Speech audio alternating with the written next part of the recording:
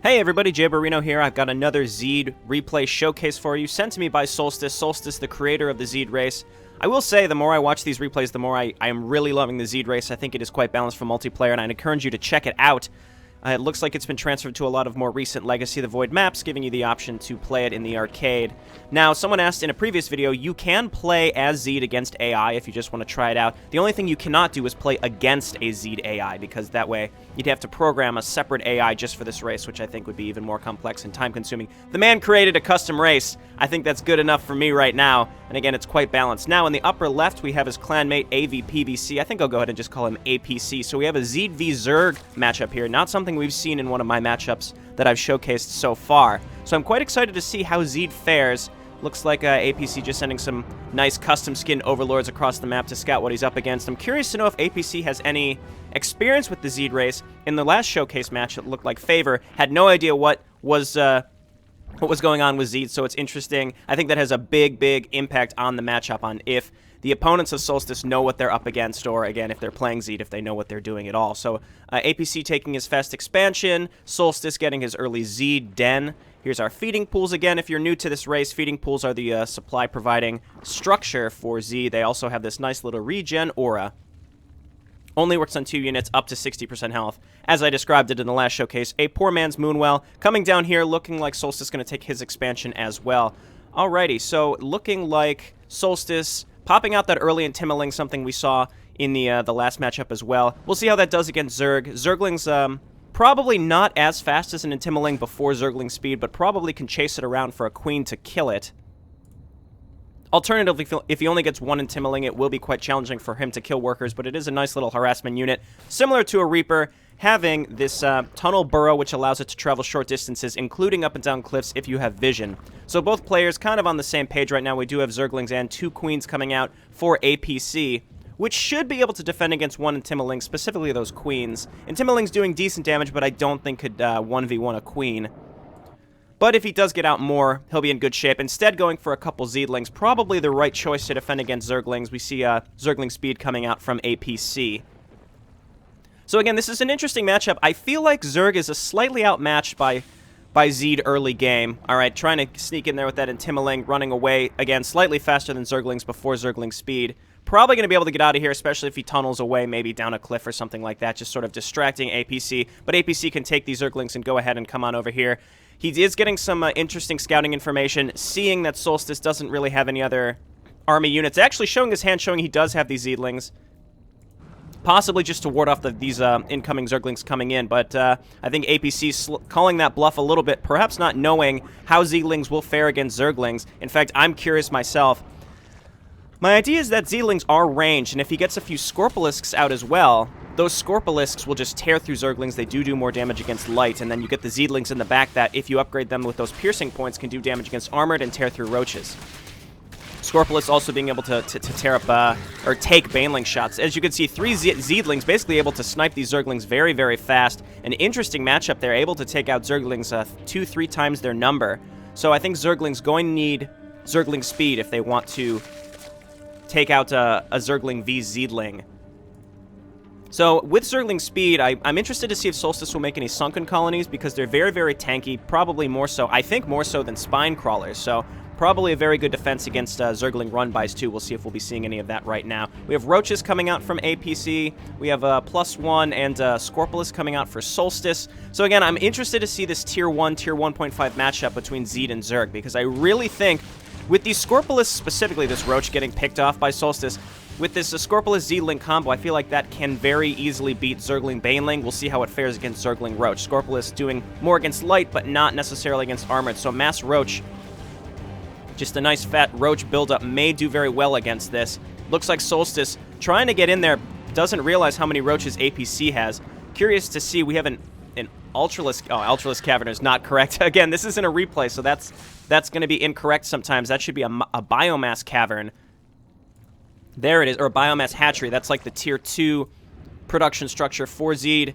Looks like Solstice sneaking right around, or APC sneaking right around Solstice's army right here. Notices the size and is going to be able to sneak in here and pick off Solstice's units. I think Solstice is absolutely going to need those that piercing points upgrade for Xeyedlings unless he's going to transition into something else. I think both of these players should really be thinking about a third base.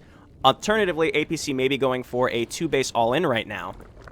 Another Z Den coming up for Solstice. Mutagen Chamber, still researching +1. Again, I really think that Piercing Points is what he needs right now. We have some Sunken Colonies coming up for Solstice again, which APC is putting the pressure on. I would say, I guess this is a 2-base all-in right now. Pushing very, very hard, not even trying to get that third base. And if these Sunken Colonies can finish in time, they do more against Armored, and they're very, very tanky. And then with the Mendlings as well, which may be able...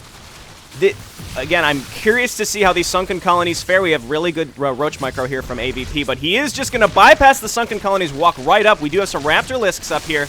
Going to try to hold on. I think APC, not quite enough. No piercing points on these Xeyedlings, but able to destroy those Roaches. I think that was a good move, trying to just walk by those Sunken Colonies. He realized the strength, and then with those Mendlings, being able to heal them as well. Plus, the Feeding Pool Aura, which is...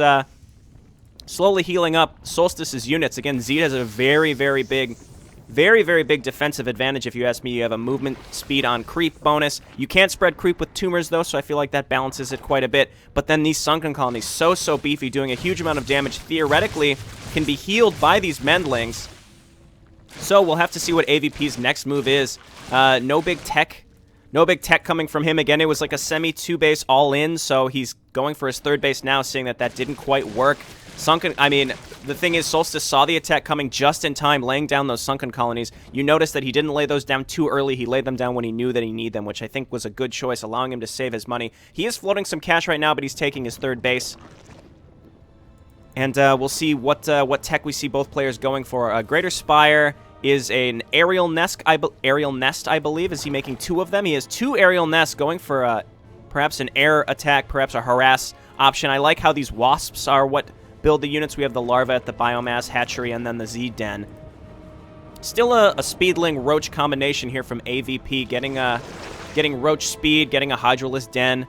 Probably the best he can do, again, from what he's seen, and that Hydralisk Den will be needed. He has not scouted these aerial nests from what I can tell. Let's check. Yes. Oh, no, he does see the aerial nest right here, so he does know he's up against air attacks.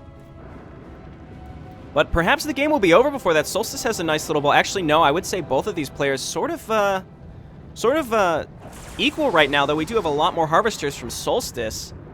That is until AVP gets this base saturated. I think that Roach attack early on, he expected to win with that, and now may have some trouble. Groove Spines coming out. And more Raptor Lisks, and we have a few of those Assailants coming out from Solstice. Those Assailants, I wouldn't really compare them to Guardians. We do have a Zergling run by. Let's see if he can get through. Trying to spread the creep here by Solstice, but these Zerglings can take out this third base from Solstice. Solstice is going to have to react very quickly. I think he'll be able to save this, but it will be close. The Scorpius coming in, going to be able to destroy those Zerglings, able to scare them away. I think maybe if AVP would have pushed with a Roach Hydra Ball, at the same time, pushing up this ramp is hard enough as it is. I don't think that the Feeding Pool Aura works on the Sunken Colonies. I'd love to see these armies go head-to-head right now. Would be very, very interesting. I think the Hydralisks are a huge game changer for a Zerg matchup against Xeyed, because they're going to help a lot against those Scorpius that would otherwise tear through your Zergling Roach. Well, again, the Scorpilisks just straight up against Roaches probably would lose, but the Hydralisk backup would help get rid of those Scorpilisks even more so, that allow the Roaches to get in on those Xeyedlings. All right, trying to push in again with these Zerglings. Probably not worth it. He took out maybe 1 or 2 drones. So let's see. We've units killed 37 by Solstice. What did I miss? When did he kill all of those workers? Was it with an Intimiling? He must have destroyed a ton of workers at some point. I'm embarrassed that I missed that. But that is huge. Oh, units killed, excuse me. No workers killed by either player. I thought I just saw some drones go down. Excuse me, so I just totally messed that up right now. Solstice feeling like he has an advantage. Going to just push through these rocks and engage AVP directly. These Assailants are going to be huge, because if these Xeyedlings and Scorpius push through and attack those Hydralisks, the Assailants will just have free reign, because we have no other anti-air from APC. APC possibly trying to circumvent. Does he realize? I don't think he realizes that Solstice is pushing right now. Perhaps seeing him from the high ground right there, he's going to have to try to circumvent this army. He needs to get those Hydralisks in the back. If those Hydralisks die, he has nothing against these Assailants. These Assailants have a very, very short range. Yeah, I think this air advantage is huge for Solstice. These Assailants, have a small amount of health, but he's winning the ground game, winning the air game. APC exclaiming LOL, probably knowing that he's lost, perhaps having some thoughts on the balance of this race. Pretty good race, man, he says. Alternatively, I really think that that two-base Roach all-in sort of did him in. Solstice able to defend it quite handily with 3 Sunken Colonies and a few Mendlings. I really think, it's hard to say, but perhaps the Feeding Pool defensive bonus it's quite good, because if you have a couple Mendlings to defend these Sunken Colonies, a two-base all-in, I feel like, would pretty much never win against Xeyed.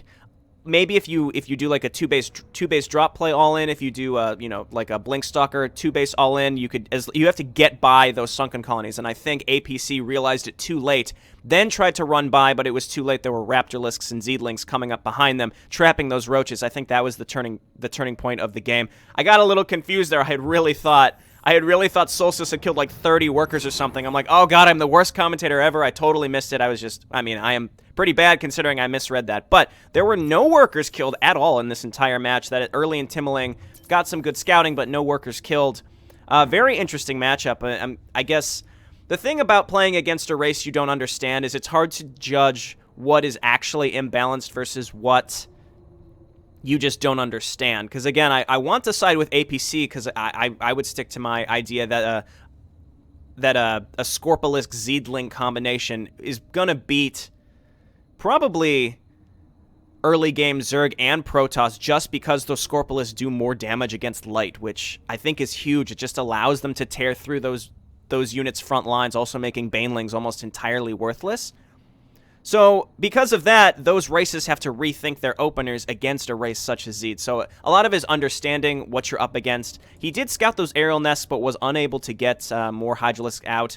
I guess we'd have to check to see, like, how much does an aerialisk even or an assailant even cost. That's fairly expensive. That's a lot of gas. So, he did sink all of his money to it. Both players floating a lot of money there at the end. So, even if Yellow would have pumped out more units, I think Solstice would have been able to push again quite fast. Perhaps the strength of Zeedlings, he didn't even get those piercing points.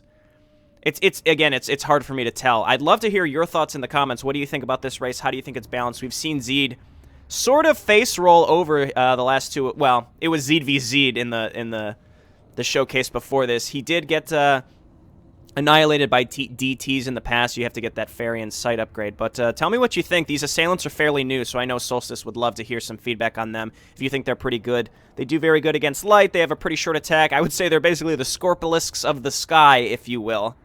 Anyway, this has been Jayborino. Thanks so much for watching. Love to hear your feedback below. See you next time. Bye now.